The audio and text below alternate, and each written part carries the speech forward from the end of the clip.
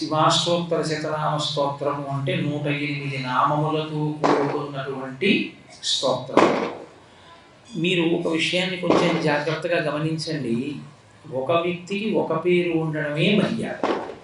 అంతేకాని ఒక వ్యక్తిని అనేక పేర్లతో మీరు పిలవడం జరిగితే అయోమయం ఏర్పడుతుంది. ఎందుచేత అంటే కోటేశ్వరరావు గారు అంటే పలకడం నాకు తేలిక. అంతేకాని నాకు ఒక 50 పేర్లు ఉన్నాయనుకోండి, ఉంటే నాకే జ్ఞాపకం ఉన్నది ఏ పేరు పలకాలి. మరి ఈశ్వరుడికి ఎందుకని పేర్లు? మీరు ఒక విషయాన్ని బాగా జ్ఞాపకం పెట్టుకోవాల్సి ఉంటుంది. ఈశ్వరుడికి పేర్లు ఒకరు పిడితే వచ్చినవి కావు, అవి గౌణములు. అంటే ఈశ్వరుడు భక్త పరిపాలన చెయ్యడం చేత, గుణములను ప్రకటనము చేయడం చేత, నిర్గుణుడైనటువంటి ఈశ్వరుడు ఒక్కొక్క సందర్భంలో ఒక్కొక్క గుణమును ఆవిష్కరిస్తాడు. ఎందుకు అలా ఆవిష్కరించడము అంటే దానివల్ల లోకములకు ప్రయోజనం ఉంటుంది, దానివల్ల భక్త కోటికి ప్రయోజనం ఉంటుంది. అటువంటి ప్రయోజనాన్ని సాధించడం కోసం ఈశ్వరుడు చేసేటటువంటి ఒక్కొక్క పని వల్ల ఆయనకి ఒక్కొక్క నామము ఏర్పడుతుంది. ఇప్పుడు శివాష్టోత్తర శతనామ స్తోత్రం వినడము అంటే అర్థం ఏమిటంటే, మీరు 108 నామములు ఎందుకు వచ్చాయో 108 నామములుగా శివతత్వం ఎలా ఉంటుందో మీరు తెలుసుకోవడం, ఈశ్వరతత్వం ఎలా ఉంటుందో మీరు తెలుసుకోవడం. కాబట్టి అప్పుడు ఏమవుతుంది? అది పెద్ద పూజ అవుతుంది. మీరు ఒక్కొక్క నామాన్ని వింటున్నప్పుడు మీకు భగవంతునికి సంబంధించినటువంటి ఆ విశేషాలు వింటుంటే మనసు రంజిల్లుతుంది, సంతోషం కలుగుతుంది. మీరు రేపు శివాష్టోత్తర శతనామ స్తోత్రాన్ని చదువుకుంటున్నారనుకోండి, చదువుకుంటున్నప్పుడు ఒక్కొక్క నామం మీకు జ్ఞాపకానికి వస్తుంటే, ఆ నామం వెనకాతల ఉండేటటువంటి తత్వం మీకు పరిశీలనానికి వస్తుంటే మీకు ఎంతో ఆనందం, సంతోషం కలిగి ఏదో ఒక నామం దగ్గర మీ మనసు నిలబడుతుంది. అలా మనసు నిలబడగలిగినటువంటి ప్రజ్ఞ ప్రకాశిస్తే దానివల్ల ఏమవుతుందంటే భగవత్తత్వమునందు మీరు గురుంకులిడగలుగుతారు. అలా మీరు తరించగలిగినటువంటి స్థితిని సాధించి పెట్టడం కోసమని భగవంతుని యొక్క స్తోత్రములు వస్తాయి తప్ప, లేకపోతే ఆయనకి అన్ని నామములు ఉండవలసిన అవసరం లేదు. మీరు ఇంకొక విషయాన్ని గమనించండి.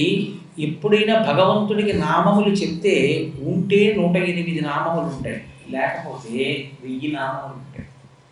మధ్యలో ఇంక ఏ అంకె మీద నామాలు ఉండవు. 109 ఉండవు, 999 ఉండవు. 108 కానీ 1000 కానీ.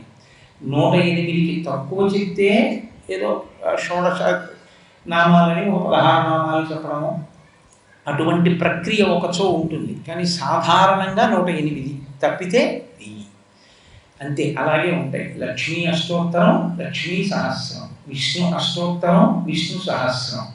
శివాష్టోత్తరం, శివ సహస్రం. ఉంటే అష్టోత్తరం 108, లేకపోతే సహస్రం 1000. ఏం అలా ఎందుకు ఉండాలి?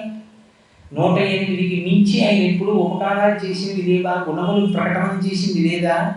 ఎందుకు అందరికీ 108 ఉంటాయి, ఎందుకు అందరికీ 1000 ఉంటాయి? మీరు కొంచెం తాత్వికంగా పరిశీలన చేస్తే లోకంలో ఏ జీవి పుట్టనివ్వండి, అది పుట్టడం నక్షత్రం యొక్క పాదమును బట్టి పుడుతుంది. ఏ జీవి పుట్టనివ్వండి, ఒక ఆవు పుట్టనివ్వండి, దూడ పుట్టనివ్వండి, ఎద్దు పుట్టనివ్వండి, కుక్క పుట్టనివ్వండి, ఏది పుట్టినా నక్షత్ర పాదంలో పుడుతుంది. మనకి ఉన్నటువంటి నక్షత్రాలు 27. ఒక్కొక్క నక్షత్రానికి 4 పాదాలు. 27 నక్షత్రాలకి ఉన్నటువంటి 4 పాదాలుతో చూస్తే 108 పాదములు ఉంటాయి. కాబట్టి ఇప్పుడు ఈ చరాచర జగత్తులో ఉండేటటువంటి సమస్త ప్రాణులు దేంట్లో పుడతాయంటే ఆ 108 పాదములలోనే పుడతాయి. 108 పాదములలో పుట్టే కాబట్టి వాటి సుఖదుఖములు మీ మీద ప్రభావం చూపించే అవకాశం ఉంటుంది. మా ఇంట్లో నేను పెంచుకుంటున్న కుక్క ఒకటి ఉందనుకోండి, ఆకస్మికంగా మరణించింది అనుకోండి, మరణిస్తే నాకు ఖేదం కలుగుతుంది. అయ్యో కుక్క చచ్చిపోయిందే అని బాధ కలుగుతుంది. శం చతుష్పదే అంటుంది యజుర్వేదం. కాబట్టి 4 కాళ్ళు ఉన్నవి కూడా సుఖంగా ఉండాలి అని కోరుకుంటాం. అలాగే నాకు ఏమీ ఇబ్బంది కలగకపోవచ్చు, కానీ నాకు సంబంధించిన వారు, నాకు ప్రీతి ఎవరి మీద ఉందో వారికి ఖేదం కలిగింది అనుకోండి, అప్పుడు నాకు ఖేదమా కాదా? ఖేదమే. నాకు జ్వరం రావక్కర్లేదు, నా భార్యకి జ్వరం వచ్చినా నాకు జ్వరం వచ్చిన దానితో సమానం అవుతుంది, బాధ కలుగుతుంది. కాబట్టి 108 పాదములలో ఈ ప్రపంచమంతా పుట్టింది, ఈ జగత్తంతా పుట్టింది. సర్వే జనా సుఖినో భవంతు. సనాతన ధర్మంలో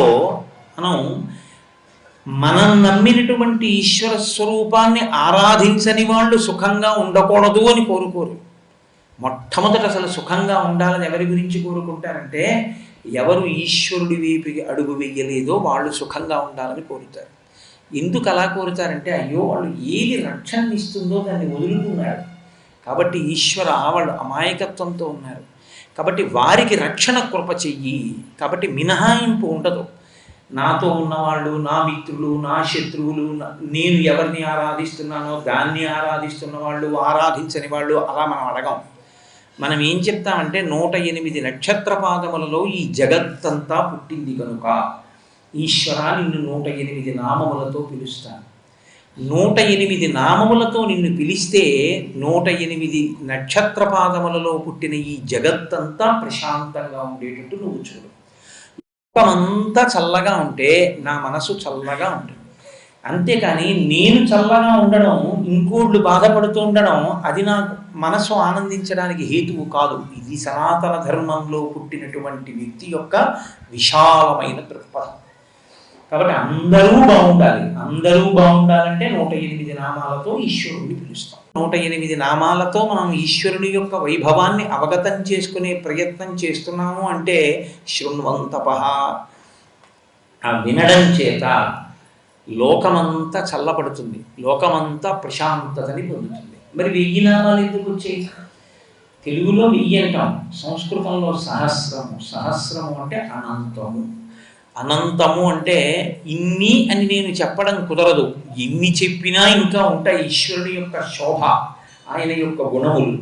ఇక నేను చెప్పలేను. అందుకని అనంతమైనటువంటి ఆయన యొక్క గుణములను నేను వర్ణించలేను కనుక 1000గా చెప్పి ఆపుతాను. కాబట్టి సహస్రము. ఆనందం పట్టకపోతే 108ని దాటిపోతాడు.